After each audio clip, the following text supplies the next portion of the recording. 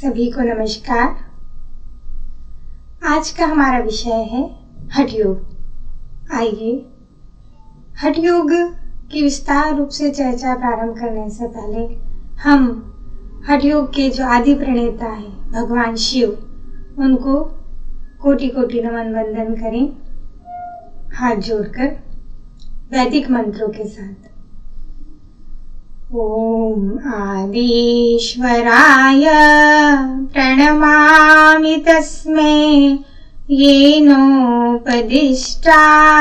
हठयोग विद्या विराजते प्रोन्नत राजयोगम् आरूढमिच्छोरधिरोहिणीव आरूढमिच्छोरधिरोहिणीव। मैं उन भगवान शिव को नमस्कार करती हूँ जिन्होंने हठ विद्या की शिक्षा सर्वप्रथम आदिशक्ति माँ पार्वती को दी। आज के इस वीडियो में हम हठ योग के महत्वपूर्ण बिंदुओं पर चर्चा करेंगे। Introduction, meaning, nature, definition, AIIMS and objective तथा सिग्निफिकेंस। तो सर्वप्रथम हम बात करते हैं हठ योग में दो शब्दों से मिलकर बना है हठ और योग। सर्वप्रथम हम योग को समझें। योग क्या है? हम सभी सुनते आए हैं, पढ़ते आए हैं, समझते आए हैं।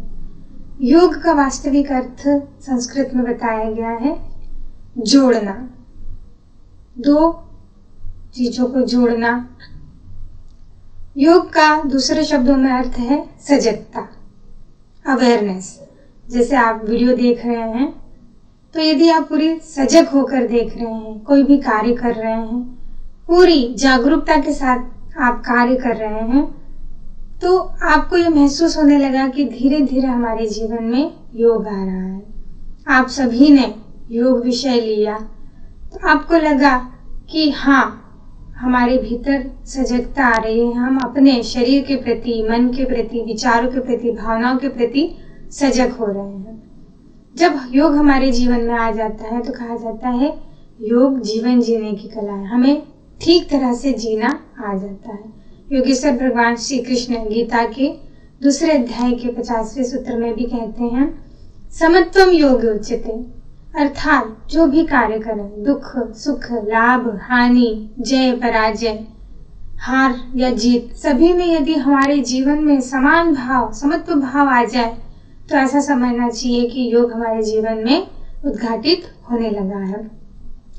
आगे कहते हैं योगः कर्मसु कौशलम, अर्थात हम जो भी कार्य करें, जो भी कर्म करें, कुशलता पूर्वक करें। भोजन भी करें कुशलता पूर्वक, अध्ययन करें कुशलता पूर्वक। यदि हम खेल खेल रहे हैं तो कुशलता पूर्वक करें। जो भी कार्य कर रहे हैं, घर का हर कार्य, कुछ भी बोल भी रहे हैं तो कुशलता पूर्वक। जब ये हमारे जीवन में आ जाता है तो वस्तुतः हमें लगता है कि योग धीरे धीरे हमारे अंदर प्रविष्ट हो रहा है। तदुपरांत अब हम बात करते हैं योग के प्रकारों की। महायोग, हठ रत्नावली में इसका उल्लेख किया गया है।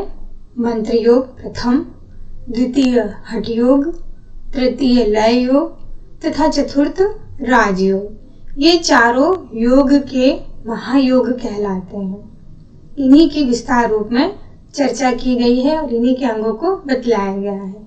हम यहाँ मुख्य रूप से हठ योग के विषय में चर्चा करेंगे।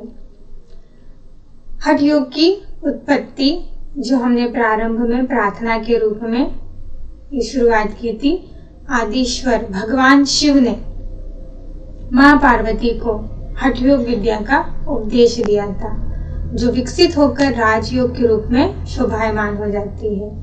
उस स्थिति में पहुंचने के इच्छुक व्यक्तियों के लिए हठ योग विद्या सीढ़ी का काम करती है। यह एक सीढ़ी है जो हमें मोक्ष, कैवल्य तथा समाधि की अवस्था तक ले जाती है। आगे इसके बारे में बताया गया है। जब हम हठ को देखते हैं तो ऐसी मान्यता है, सभी लोग कहते हैं कि हठ योग क्यों कर रहे हो। कोई भी आसन करते हैं तो अरे आप हठ योग कर रहे हैं, हठ से मत कीजिए, तो इसका यह अर्थ नहीं है, यह एक भ्रांति है।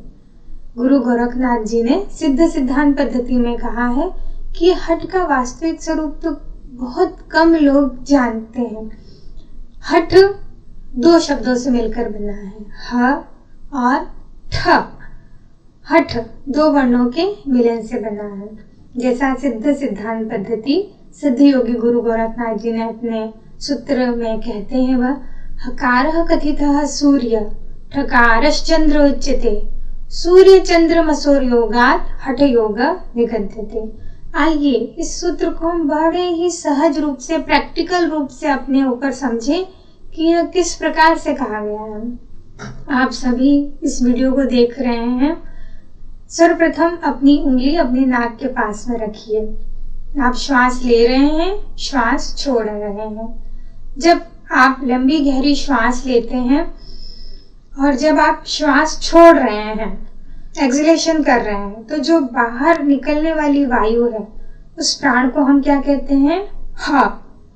उष्ण होने के कारण इसका नाम क्या है? सूर्य है।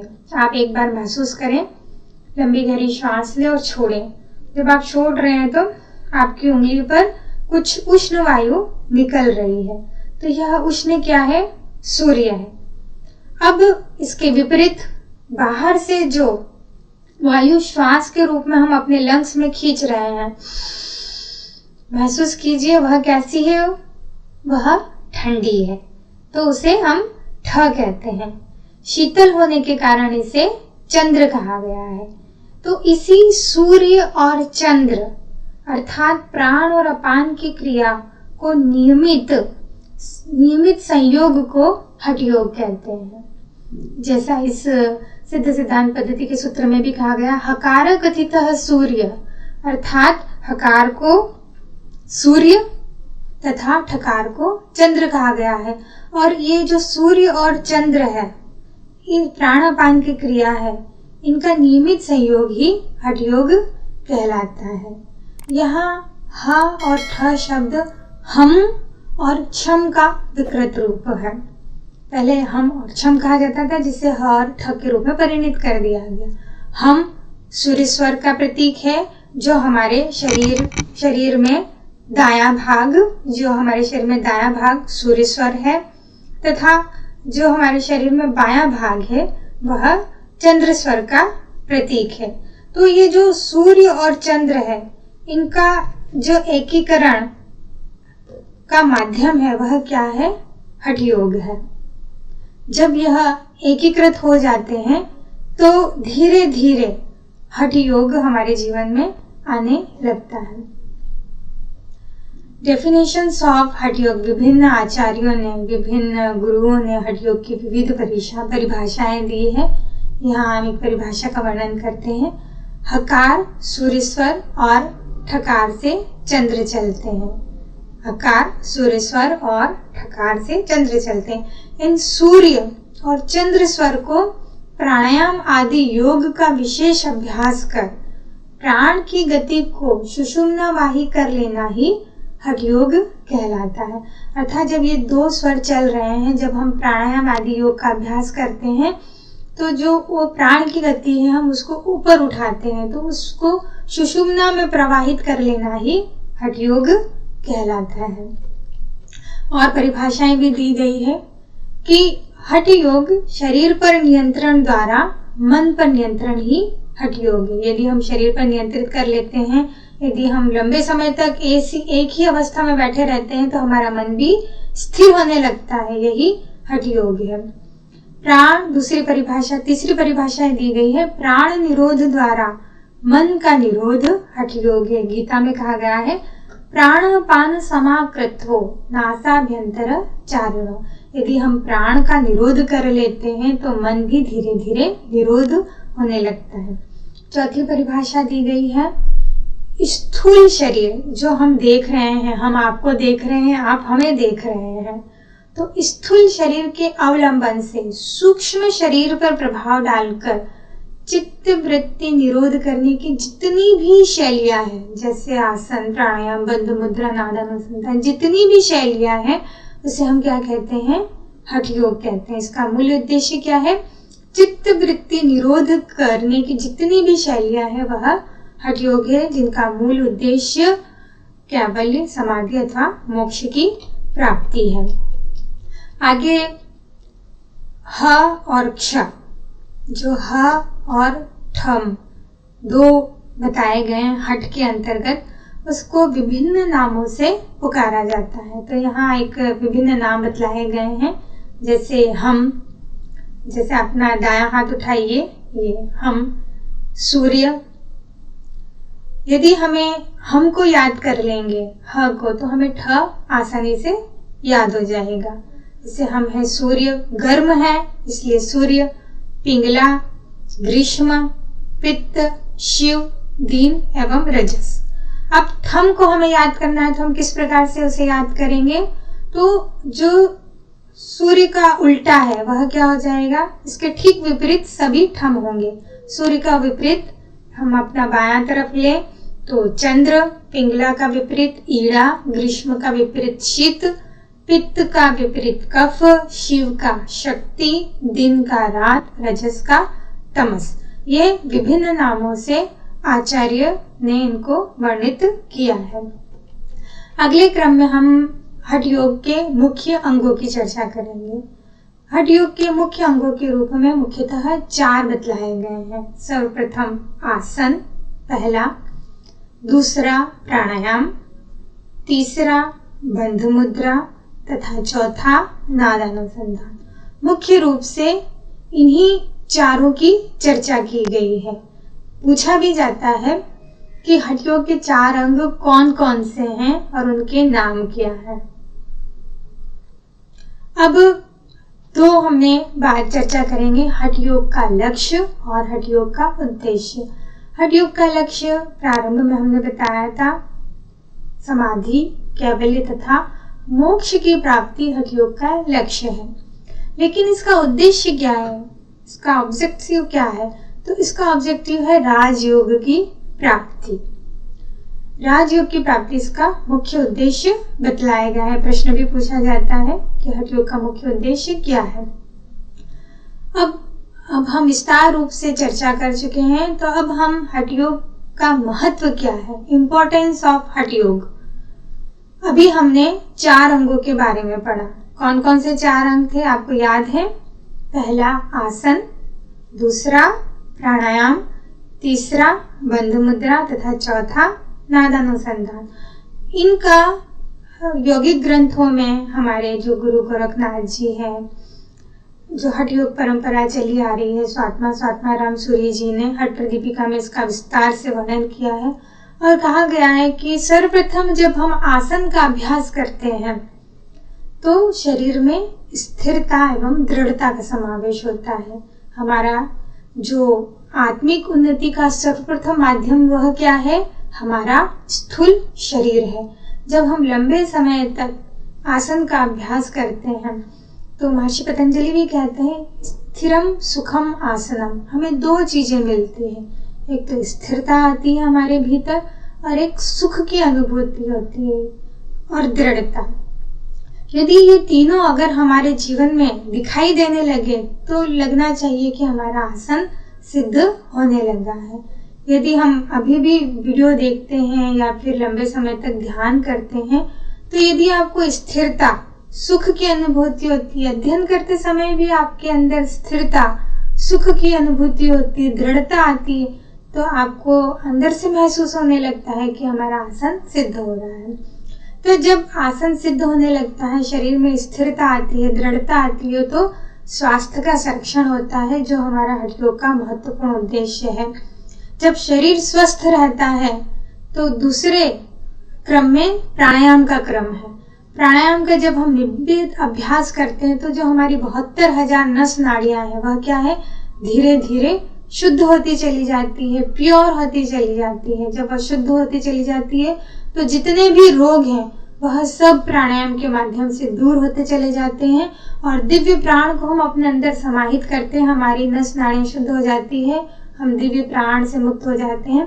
तो जो दूसरा हमारा महत्वपूर्ण महत्व है, रोगों से मुक्ति, हम रोग से मुक्त होते चले जाते हैं। तीसरा है मानसिक स्वास्थ्य। जब हमारा आसन प्राणायाम से शरीर शुद्ध, नाड़ियां शुद्ध हो जाती है, तो कहते हैं कि शरीर और मन आपस में जुड़े हुए हैं, एक ही सिक्के के दो पहलू हैं।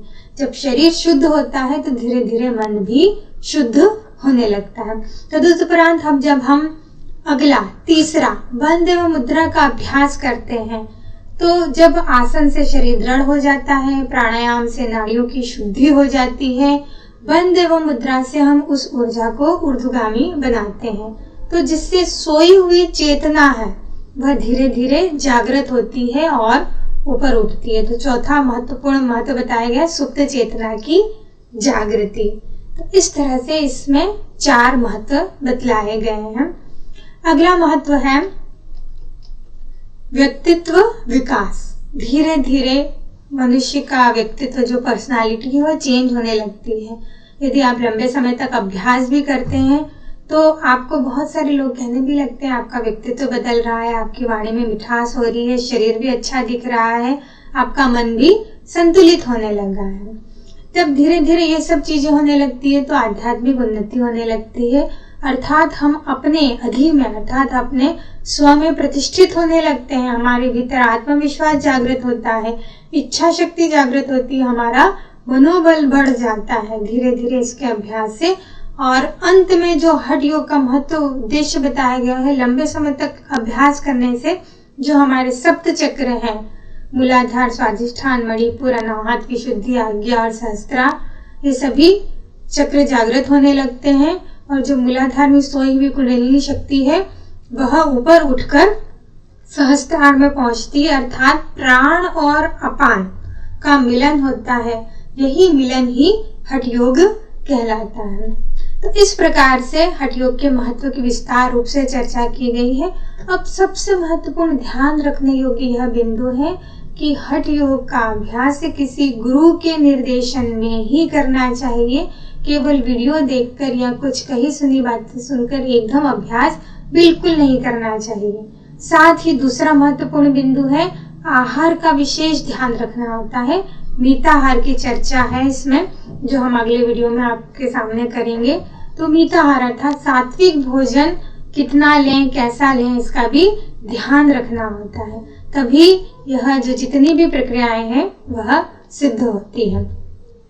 अब हम महत्वपूर्ण जो हठ योग के जो ग्रंथ हैं हमारे ऋषि मुनियों ने लिखे हैं, महत्वपूर्ण ग्रंथ कौन कौन से हैं, आइए हम उसके बारे में विस्तार रूप से जानें। सर्वप्रथम घेरण संहिता आचार्य घेरण मुनि द्वारा रचित है। घेरण संहिता जो विश्वविख्यात है, अति सरल है, आपके सिलेबस में भी इसी का उल्लेख किया गया है। अगले वीडियो में हम घेरण संहिता क्या है, इसमें कितने योग हैं, कितने सप्तांग योग हैं, किस प्रकार से षटकर्म बताए गए हैं, इनकी विस्तार रूप से चर्चा करेंगे। दूसरा है हठ योग प्रदीपिका। इनको रचा है स्वामी स्वात्माराम सूरी जी द्वारा रचित है हठ योग प्रदीपिका।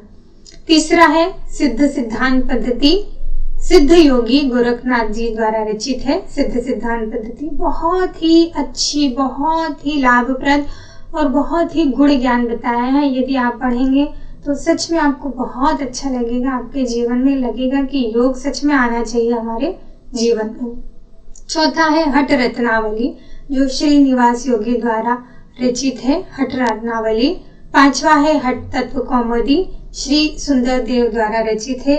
उसी प्रकार से और भी हठ योगी ग्रंथ है, जैसे शिव संहिता भगवान शिव जी ने लिखी है, वशिष्ठ संहिता महर्षि वाल्मीकि जी ने, तथा योग बीज सिद्ध योगी गोरखनाथ जी ने लिखी है। इस प्रकार से विभिन्न हठ योगों की ग्रंथों की चर्चा की गई है।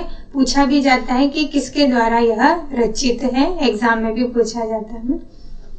ये जो आपका जितना भी पाठ्यक्रम है, ये सभी के लिए एक योगामृतम नेट गाइड है, यूजीसी योग नेट गाइड। आप इसमें आपका जितना भी कंटेंट है वो सभी आप आसानी से देख सकते हैं। जितने भी योग के विद्यार्थी हैं या अदर विद्यार्थी हैं जो योग पढ़ने के इच्छुक हैं, या जो नेट, स्लेट, जीआरएफ जितनी भी परीक्षाएं कर रहे हैं, उनके लिए योगामृतम गाइड बनाई गई है। 18 वर्षों के अथक प्रयास से आचार्य अमृतलाल जी, गुरुवेंद्र जी हम लोगों ने मिलकर इसको बनाया है। आप इसे जरूर देखें, परचेज भी करा सकते हैं। इसका जो लिंक है वो मैंने डिस्क्रिप्शन बॉक्स में डाल दिया है, आप वहां से इसको देख सकते हैं। अब आते हैं, हम चर्चा करते हैं प्रश्नोत्तरी माला की, कि आपने कितने अच्छे से वीडियो को अवेयरनेस, योग अर्थात अवेयरनेस, सजगता से देखा, समझा, जाना, सुना। यदि आपने बहुत अच्छे से सजगता पूर्वक वीडियो को सुना है तो आप इन प्रश्नों का उत्तर बहुत अच्छे से दे सकते हैं। तो यह विभिन्न प्रश्न हैं जिनमें हमने 4 प्रश्नों को लिया है। हठ शब्द में हकार का संबंध शरीर के किस नाड़ी से माना गया है? यदि आपको पता है तो आप फटाफट बता देंगे इसका उत्तर, ईड़ा नाड़ी, पिंगला नाड़ी, सुषुम्ना नाड़ी और उपरोक्त सभी। दूसरा है, हकार कथित सूर्य ठकार चंद्र उच्यते। यह श्लोक हठ योग प्रदीपिका के किस ग्रंथ से लिया गया है? तो हठ योग प्रदीपिका, ग्रहण संहिता, सिद्ध सिद्धांत पद्धति या हठ रत्नावली। तीसरा है, निम्न में से ठकार का संबंध किससे है? हमने बताया था आपको, चंद्र, शीत शक्ति या उपरोक्त सभी। आप फटाफट उत्तर दीजिए। हठ योग का मूल उद्देश्य है सिद्धि की प्राप्ति, राजयोग की प्राप्ति, शरीर की शुद्धि या भक्ति की प्राप्ति। आप इसका उत्तर, यदि आपने बहुत अच्छे से सुना है और समझा है तो आप फटाफट इसका उत्तर दे देंगे। अब आपको क्या करना है, कमेंट बॉक्स में आप जो YouTube के कमेंट्स बॉक्स है उसमें सबसे पहले अपना नाम लिखें और इन 4 प्रश्नों के उत्तर, केवल उत्तर आप उसमें लिख दीजिए। पहले का इतना, दूसरे का ऐसा, तीसरे का ये उत्तर है और चौथे का ये उत्तर। इस प्रकार से आपको लिख देना है। हम देखेंगे, हमें पता चल जाएगा कि कौन कितना पढ़ रहा है, किसने कितना अच्छे से अवेयर होकर योग को अपने जीवन में आत्मसात करके अर्थात सजगता पूर्वक उसको समझा है। इस प्रकार से आज हमने हठ योग का मीनिंग, डेफिनेशंस, एम्स, ऑब्जेक्टिव, उनके अंग क्या हैं और उनके महत्व, सिग्निफिकेंस के बारे में विस्तार रूप से चर्चा की। अब हम अगले वीडियो में घेरण संहिता के बारे में विस्तार रूप से चर्चा करेंगे। आपको यह वीडियो बहुत अच्छा लगा है तो सब्सक्राइब करें, ताकि आपको और अधिक से अधिक वीडियो योग की आपको प्राप्त हो सके, आपका नॉलेज बढ़ता रहे। प्रश्नोत्तरी माला हम क्रम लेकर आएंगे, इसलिए आप तैयार रहेंगे और फटाफट उत्तर दीजिएगा। सभी को कोटि कोटि धन्यवाद, प्रणाम, नमस्कार।